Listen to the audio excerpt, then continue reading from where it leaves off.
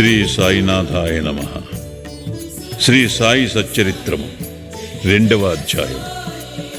ఈ గ్రంథ రచనకు కారణము పూనుకొనుటకు అసమర్థత, బాబా అభయము, వాడాలో వివాదము, హెమాడ్ పంతుని బిరుదు ప్రదానము, గురువు యొక్క ఆవశ్యకత. ఈ గ్రంథ రచనకు ముఖ్య కారణము మొదటి అధ్యాయములో గోధుమలు విసరి ఆ పిండిని ఊరి బయట చల్లి కలరాజాడ్యమును తరిమివేసిన బాబా వింత చర్యను వర్ణించితిని. ఇదే కాక శ్రీ సాయి యొక్క ఇతర మహిమలు విని సంతోషించితిని. ఆ సంతోషమే నన్నీ గ్రంథము రాయుటకు పురికొల్పినది. అదే కాక బాబాగారి వింత లీలలు, చర్యలు మనస్సునకు ఆనందము కలుగుచేయును. అవి భక్తులకు బోధనులుగా ఉపకరించును. తుదకు పాపములను పోగొట్టును కదా అని భావించి బాబా యొక్క పవిత్ర జీవితమును, వారి బోధనలను వ్రాయ మొదలెడితిని. యోగీశ్వరుని జీవిత చరిత్ర తర్కమును న్యాయమును కాదు, అది మనకు సత్యమును ఆధ్యాత్మికమునైన మార్గమును చూపును. గ్రంథరచనకు పూనుకొనుటకు అసమర్థత, బాబా అభయము. శ్రీ సాయి సచ్చరిత్ర గ్రంథరచనకు తగిన సమర్థత గలవాడను కానని హెమాడ్ పంతు భయపడెను. అతడు ఇట్లనుకొనెను: నా యొక్క సన్నిహిత స్నేహితుని జీవిత చరిత్రయే నాకు తెలియదు, నా మనస్సే నాకు గోచరము కాకున్నది. ఇట్టి స్థితిలో ఒక యోగీశ్వరుని చరిత్రను నేనెట్లు రాయగలుగుదును? అవతార పురుషుల లక్షణములు ఎట్లు వర్ణించగలను? వేదములే వారిని పొగడలేకుండెను. తాను యోగి అయినా గాని యోగి యొక్క జీవితమును గ్రహింపజాలడు.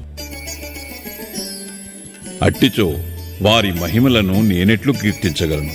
సప్త సముద్రముల లోతును కొలువవచ్చును, ఆకాశమును గుడ్డలో వేసి మూయవచ్చును, కానీ యోగీశ్వరుని చరిత్ర వ్రాయుట బహు కష్టము. ఇది గొప్ప సాహస కృత్యమని కూడా నాకు తెలియను. అందువలన నలుగురిలో నవ్వులు పాలగుదునేమోనని భయపడి శ్రీ సాయీశ్వరుని అనుగ్రహము కొరకు ప్రార్థించాను. మహారాష్ట్ర దేశములోని ప్రథమ కవియు యోగీశ్వరుడు నగు జ్ఞానేశ్వర మహారాజు యోగుల చరిత్ర వ్రాసిన వారిని భగవంతుడు ప్రేమించునని చెప్పియున్నారు. ఏ భక్తులు యోగుల చరిత్రలను వ్రాయ కుతూహలపడెదరో వారి కోరికలు నెరవేరునట్లు, వారి గ్రంథములు కొనసాగునట్లు చేయుటకు యోగులు అనేక మార్గములను అవలంబించెదరు. యోగులే అట్టి పనికి ప్రేరేపింతురు. దానిని నెరవేర్చుటకు భక్తుని కారణమాత్రునిగా నుంచి వారి వారి కార్యములను వారే కొనసాగించుకొనెదరు. 1700 శక సంవత్సరములో మహీపతి పండితుడు యోగీశ్వరుల చరిత్రలను వ్రాయుటకు కాంక్షించెను. యోగులు అతనిని ప్రోత్సహించి ఆ కార్యమును కొనసాగించిరి. అట్లే 1800 శక సంవత్సరములో దాసగను యొక్క సేవను ఆమోదించిరి. మహీపతి 4 గ్రంథములను వ్రాసెను. అవి భక్త విజయము, సంత విజయము, భక్త లీలామృతము, సంత లీలామృతము అనున్నవి. దాసగను వ్రాసినవి భక్త లీలామృతమును, సంత కథామృతమును మాత్రమే. ఆధునిక యోగుల చరిత్రలు వీని యందు గలవు. భక్త లీలామృతములోని 31, 32, 33 అధ్యాయముల యందును, సంత కథామృతములోని 57వ అధ్యాయమందును సాయిబాబా జీవిత చరిత్రయు వారి బోధలను చక్కగా విశదీకరింపబడినవి. ఇవి సాయిలీలా మాసపత్రిక సంపుటము 17, సంచికలు 11, 12 నందు ప్రచురితములు. చదువరులు ఈ అధ్యాయములు కూడా పఠించవలను. శ్రీ సాయిబాబా అద్భుత లీలలు బాంద్రా నివాసియకు శ్రీమతి సావిత్రిబాయి రఘునాథ్ తెండూల్కర్చే చిన్న పుస్తకములో చక్కగా వర్ణింపబడినవి. దాసగను మహారాజు గారు కూడా శ్రీ సాయి పాటలు మధురముగా వ్రాసియున్నారు. గుజరాతీ భాషలో అమీదాస్ భవానీ మెహతా అను భక్తుడు శ్రీ సాయి కథలను ముద్రించినారు. సాయినాథ ప్రభను మాసపత్రిక షిరిడీలోని దక్షిణ భిక్ష సంస్థ వారు ప్రచురించియున్నారు. ఇన్ని గ్రంథములుండగా ప్రస్తుత సచ్చరిత్ర వ్రాయుటకు కారణమేమి, దాని అవసరమేమి అని ఎవరైనాను ప్రశ్నించవచ్చును. దీనికి జవాబు మిక్కిలి తేలిక. సాయిబాబా జీవిత చరిత్ర సముద్రము వలె విశాలమైనది, లోతైనది. అందరూ దీని యందు మునిగి భక్తి జ్ఞానములను మనులను వెలికి తీసి కావలసిన వారికి పంచిపెట్టవచ్చును. శ్రీ సాయిబాబా నీతి బోధకముగు కథలు, లీలలు మిక్కిలి ఆశ్చర్యమును కలుగుచేయును. అవి మనోవికలత చెందిన వారికి, విచారగ్రస్తులకు శాంతి సమకూర్చి ఆనందము కలుగుచేయును. ఇహపరములకు కావలసిన జ్ఞానమును బుద్ధిని ఇచ్చును. వేదముల వలె రంజకములను ఉపదేశకములను నగు బాబా ప్రబోధములు విని వానిని మననము చేసినచో భక్తులు వాంఛించునవి అనగా బ్రహ్మైక్య యోగము, అష్టాంగ యోగ ప్రావీణ్యము, ధ్యానానందము పొందుదరు. అందుచే బాబా లీలలను పుస్తక రూపమును రాయి నిశ్చయించితిని. బాబాను సమాధికి ముందు చూడని భక్తులకు ఈ లీలలు మిగుల ఆనందము కలుగజేయును. అందుచేత బాబాగారి ఆత్మసాక్షాత్కార ఫలితమగు పలుకులు, బోధలు సమకూర్చుటకు పూనుకుంటుని. సాయిబాబాయే ఈ కార్యమునకు నన్ను ప్రోత్సహించెను. నా అహంకారమును వారి పాదములపై నుంచి శరణంటిని. కావున నా మార్గము సవ్యమైనదనియు బాబా ఇహపర సౌఖ్యములు తప్పక దయచేయుననియు నమ్మియుంటిని. నా అంతట నేను ఈ గ్రంథరచనకు బాబా యొక్క అనుమతిని పొందలేకుంటిని. మాధవరావు దేశపాండే ఉరఫ్ శ్యామ అనువారు బాబాకు ముఖ్య భక్తుడు. వారిని నా తరఫున బాబాను ప్రార్థించమంటిని. నా తరఫున వారు బాబాతో ఇట్లనిరి: ఈ అన్నాసాహెబ్ మీ జీవిత చరిత్రను వ్రాయ కాంక్షించుచున్నాడు.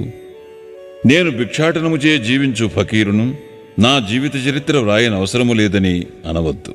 మీరు సమ్మతించి సహాయపడినచో వారు వ్రాసెదరు, లేదా మీ కృపయే దానిని సిద్ధింపచేయును. మీ యొక్క అనుమతి ఆశీర్వాదము లేనిదే ఏదియూ జయప్రదముగా చేయలేము. అది వినినంతనే శ్రీ సాయిబాబా మనస్సు కరిగి నాకు ఊదీ ప్రసాదము పెట్టి ఆశీర్వదించాను. మరియు శ్యామతో ఇట్లు చెప్పదొడంగాను: కథలను, అనుభవములను ప్రోగు చేయమనము. అక్కడక్కడ కొన్ని ముఖ్య విషయములను టూకీగా వ్రాయమను. నేను సహాయము చేసేదను. వాడు నిమిత్తమాత్రుడే. నా జీవిత చరిత్ర నేనే వ్రాసి నా భక్తుల కోరికలు నెరవేర్చవలను. వాడు తన అహంకారమును విడువవలను. దానిని నా పాదములపైన పెట్టవలను. ఎవరైతే వారి జీవితములో ఇట్లు చేసేదరో వారికి నేను మిక్కిలి సహాయపడదను. నా జీవిత చర్యల కొరకే కాదు, సాధ్యమైనంత వరకు వారి గృహకృత్యములందును తోడ్పెడదను. వాని అహంకారము పూర్తిగా పడిపోయిన పిమ్మట అది మచ్చునకు కూడా లేకుండునప్పుడు నేను వాని మనస్సులో ప్రవేశించి నా చరిత్రను నేనే వ్రాసికొందును. నా కథలు, బోధలు విన్న భక్తులకు భక్తి విశ్వాసములు కుదురును. వారు ఆత్మసాక్షాత్కారమును, బ్రహ్మానందమును పొందెదరు. నీకు తోచిన దానినే నీవు నిర్ధారణ చేయుటకు ప్రయత్నించకుము. ఇతరుల అభిప్రాయములను కొట్టివేయుటకు ప్రయత్నించకుము. ఏ విషయముపైనైనను కీడు మేలు ఎంచు వివాదము కూడదు. వివాదమనగనే నన్ను హేమాడ్ పంతుని పిలుచుటకు కారణమేమో మీకు చెప్పెదరను వాగ్దానము జ్ఞప్తికి వచ్చినది. ఇప్పుడు దానినే మీకు చెప్పబోచున్నాను. కాకాసాహెబ్ దీక్షిత్, నానాసాహెబ్ చందోర్కరులతో నేనెక్కువ స్నేహముతో నుంటిని. వారు నన్ను షిరిడీ పోయి బాబా దర్శనము చేయమని బలవంతము చేసేది. అట్లే చేసేదనని వారికి నేను వాగ్దానము చేసేదని. ఈ మధ్యలో నేదో జరిగినది. అది నా షిరిడీ ప్రయాణమునకు అడ్డుపడినది. లోనావాలాలో ఉన్న నా స్నేహితుని కొడుకు జబ్బుపడెను. నా స్నేహితుడు మందులు, మంత్రములు అన్నీ ఉపయోగించెను కాని నిష్ఫలమయ్యను. జబ్బు తగ్గలేదు. తొదకు వాని గురువును పిలిపించుకుని ప్రక్కన కూర్చుండబెట్టుకున్నాను. కాని ప్రయోజనము లేకుండాను. ఈ సంగతి విని నా స్నేహితుని కుమారుని రక్షించలేనట్టి గురువు యొక్క ప్రయోజనమేమి? గురువు మనకు ఏమీ సహాయము చేయలేనప్పుడు నేను షిరిడీ ఏలపోవలను అని భావించి షిరిడీ ప్రయాణమును మానుకుంటుని. కాని కానున్నది కాకమానదు. అది క్రింది విధముగా జరిగను. నానాసాహెబ్ చందోర్కర్ ప్రాంతీయ రెవెన్యూ అధికారి. ఉద్యోగరీత్యా ఒకనాడాయన వసయికి పర్యటనకై పోవుచుండెను. ఠాణా నుండి దాదరుకు వచ్చి అచ్చట వసయి పోవు బండి కొరకు కనిపెట్టుకుని ఉండెను. ఈలోగా బాంద్రా లోకల బండి వచ్చెను. దానిలో కూర్చొని బాంద్రా వచ్చి నన్ను పిలిపించి షిరిడీ ప్రయాణమును వాయిదా వేసినందులకు నాపై కోపించెను. నానా చెప్పినది సంతోషదాయకముగాను సమ్మతముగాను ఉండెను. అందుచే ఆ రాత్రియే షిరిడీకి పోవ నిశ్చయించి తిని సామానులు కట్టుకుని షిరిడీ బయలుదేరి తిని బాంద్రా నుండి దాదరు వెళ్ళి అచ్చట మన్మాడు వెళ్ళు రైలు ఎక్కవలనని అనుకుంటుని. అటులనే దాదరకు టిక్కట్టుకుని రైలు రాగానే ఎక్కి కూర్చుంటిని. బండి ఇక బయలుదేరుననగా మహమ్మదీయుడొకడు నేను కూర్చుని పెట్టిలోకి హడావిడిగా వచ్చి నా సరంజామానంతయు చూచి ఎక్కడకు పోవుచుంటివని నన్ను ప్రశ్నించాను. నా ఆలోచన వారికి చెప్పితిని. వెంటనే అతడు దాదర్ స్టేషన్లో దిగవద్దని, ఎందుకనగా మన్మాడు మైలు దాదర్లో ఆగదని, అదే రైలులో ఇంకనూ ముందుకు పోయి బోరీబందర్ స్టేషన్లో దిగమని నాకు సలహా చెప్పాను. ఈ చిన్న లీలయే జరగకుండానిచో నేను అనుకున్న ప్రకారము ఆ మరుసటి ఉదయము షిరిడీ చేరలేకపోయేవాడను. అనేక సందేహములు కూడా కలిగి ఉండేవి. కాని నా అదృష్టవశాత్తు అది అట్లు జరగలేదు. మరుసటి దినము సుమారు 9-10 గంటలలోగా నేను షిరిడీ చేరితిని. షిరిడీలో నా కొరకు కాకాసాహెబ్ దీక్షిత్తు కనిపెట్టుకుని ఉండెను. ఇది 1910 ప్రాంతంలో జరిగినది. అప్పటికి సాఠేవాడ ఒక్కటియే షిరిడీ వచ్చు భక్తుల కొరకు నిర్మించబడి ఉండెను. టాంగా దిగిన వెంటనే బాబాను దర్శించవలనని నాకు ఆత్రము కలిగెను. అంతలో అప్పుడే మసీదు నుండి వచ్చుచున్న తాత్యా సాహెబ్ నోల్కర్ బాబా వాడా చివర ఉన్నారనియు మొట్టమొదట ధూళి దర్శనము చేసుకొనమని నాకు సలహా ఇచ్చాను. స్నానానంతరము ఓపికగా మరల చూడవచ్చును నేను. ఇది వినిన తోడనే నేను పోయి బాబా పాదములకు సాష్టాంగ నమస్కారము చేసి తిని నాలో ఆనందము పొంగి పొరలినది. నానాసాహెబ్ చందోర్కర్ చెప్పిన దానికన్నాను ఎన్నో రెట్లు అనుభవమైనది. నా సర్వేంద్రియములు తృప్తి చెంది ఆకలి దప్పికలు మరచితిని. మనస్సుకు సంతుష్టి కలిగెను. బాబా పాదములు పట్టిన వెంటనే నా జీవితములో గొప్ప మార్పు కలిగెను. నాకు షిరిడీ పోవలసినదని ప్రోత్సహించిన వారందరికీ నేనెంతో రుణపడినట్లుగా భావించితిని. వారిని నా నిజమైన స్నేహితులుగా భావించితిని. వారి రుణమును నేను తీర్చుకొనలేను. వారిని జ్ఞప్తికి తెచ్చుకొని వారికి నా మనసులో సాష్టాంగ ప్రణామము చేసి తిని. నాకు తెలిసినంత వరకు సాయిబాబా దర్శనము వల్ల కలుగు చిత్రమేమనా, మనలో ఉన్న ఆలోచనలు మారిపోవును, వెనకటి కర్మల బలము తగ్గును, క్రమముగా ప్రపంచమందు విరక్తి కలుగును. నా పూర్వజన్మ సుకృతముచే నాకీ దర్శనము లభించినదనుకుంటుని. సాయిబాబాను చూచినంత మాత్రముననే ఈ ప్రపంచమంతయు సాయిబాబా రూపము వహించెను. తీవ్ర వాగ్వివాదము. నేను షిరిడీ చేరిన మొదటి దినముననే నాకును బాలాసాహెబ్ భాటేకును గురువు యొక్క ఆవశ్యకతను గూర్చి గొప్ప వాగ్వివాదము జరిగాను. మన స్వేచ్ఛను విడిచి ఇంకొకరికి ఎందుకు లొంగి ఉండవలనని నేను వాదించితిని. మన కర్మలను మనమే చేయుటకు గురువు యొక్క ఆవశ్యకత ఏమి? తనంతట తానే కృషి చేసి మిక్కిలి యత్నముతో ఈ జన్మ దుఃఖము నుండి తప్పించుకొనవలను. ఏమీయూ చేయక సోమరిగా కూర్చునువానికి గురువేమి చేయగలడు అని నేను స్వేచ్ఛపక్షమును ఆశ్రయించితిని. భాటే ఇంకొక వాదమును పట్టుకొని ప్రారబ్ధము తరపున వాదించుచు కానున్నది కాకమానదు. మహనీయులు కూడా ఈ విషయములో ఓడిపోయేరి. మనుజుడొకటి తలంచిన భగవంతుడు వేరొకటి తలంచును. నీ తెలివితేటలను అటుండనిమ్ము. గర్వము కాని అహంకారము కాని మీకు తోడ్పడవు అనెను. ఈ వాదన 1 గంట వరకు జరిగెను. కాని ఇది మిథ్యమని ఏమీయూ తేలలేదు. అలసిపోటుచే ఘర్షణ మానుకొంటిమి. ఈ ఘర్షణ వల్ల నా మనశ్శాంతి తప్పినది. దేహాత్మబుద్ధి అహంకారము లేకున్నచో వివాదమునకు తావులేదని గ్రహించి తిని. వేయేలా వివాదమునకు మూల కారణము అహంకారము. ఇతరులతో కూడా మేము మసీదుకు పోగా బాబా కాకాను పిలిచి ఇట్లడిగాను. వాడాలో ఏమి జరిగినది? ఏమిటా వివాదము? అది దేనిని గూర్చి? ఈ హేమాడ్ పంతు ఏమనుచున్నాడు? ఈ మాటలు విని నేను ఆశ్చర్యపడితిని.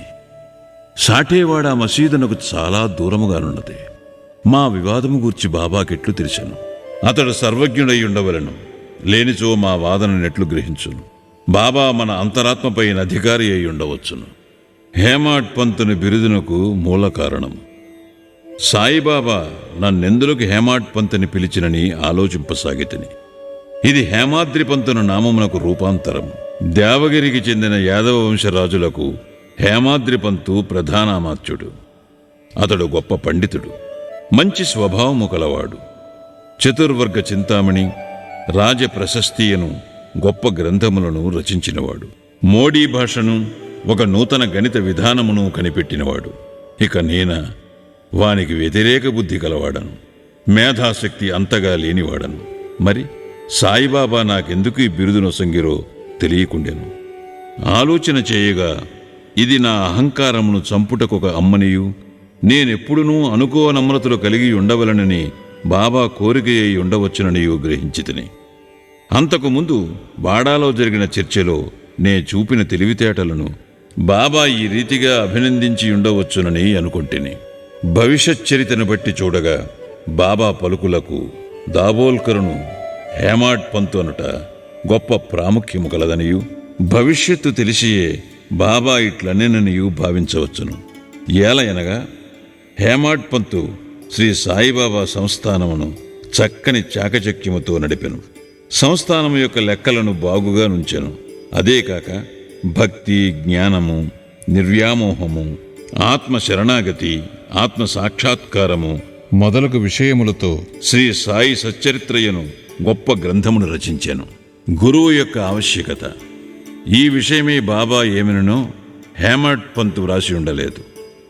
కాని కాకాసాహెబ్ దీక్షిత్ ఈ విషయమును గూర్చి తాను వ్రాసుకుని దానిని ప్రచురించాను. హేమాడ్ పంతు బాబాను కలిసిన రెండవ దినము కాకాసాహెబ్ దీక్షిత్ బాబా వద్దకు వచ్చి షిరిడీ నుండి వెళ్ళవచ్చునా అని అడిగాను. బాబా అట్లే అని జవాబిచ్చాను. ఎక్కడకు అని ఎవరో అడుగగా చాలా పైకి అని బాబా చెప్పాను. మార్గమేది అని దీక్షిత్ అడిగాను. అక్కడకు పోవుటకు అనేక మార్గములు కలవు. షిరిడీ నుంచి కూడా ఒక మార్గము కలదు. మార్గము ప్రయాసకరమైనది. మార్గమధ్యమున ఉన్న అడవిలో పులులు, తోడేళ్లు కలవు అని బాబా బదులిడెను. మార్గదర్శకుని వెంట తీసుకుని పోయినచో అని కాకాసాహెబ్ అడుగగా అట్లయినచో కష్టమే లేదని బాబా జవాబిచ్చాను. మార్గదర్శకుడు తిన్నగా గమ్యస్థానము చేర్చును.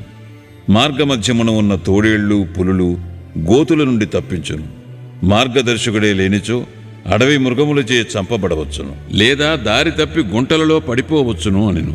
మసీదులో అప్పుడు అచ్చటనే ఉన్న దాబోల్కర్ తన ప్రశ్నకదే తగిన సమాధానమని గుర్తించెను. వేదాంత విషయములలో మానవుడు స్వేచ్ఛాపరుడా కాడా అను వివాదము వలన ప్రయోజనము లేదని గ్రహించాను. పరమార్థము నిజముగా గురుబోధల వల్లనే చిక్కుననియు రామకృష్ణులు తమ గురువులైన వశిష్ఠ సాందీపులకు లొంగి అనుకువతో నుండి ఆత్మసాక్షాత్కారము పొందిరనియు దానికి దృఢమైన నమ్మకము అనగా నిష్ఠ, ఓపిక అనగా సబూరి అను 2 గుణములు ఆవశ్యకమనియు గ్రహించెను. 2వ అధ్యాయము సంపూర్ణము. సద్గురు శ్రీ సాయినాథార్పణమస్తు. శుభం భవతు.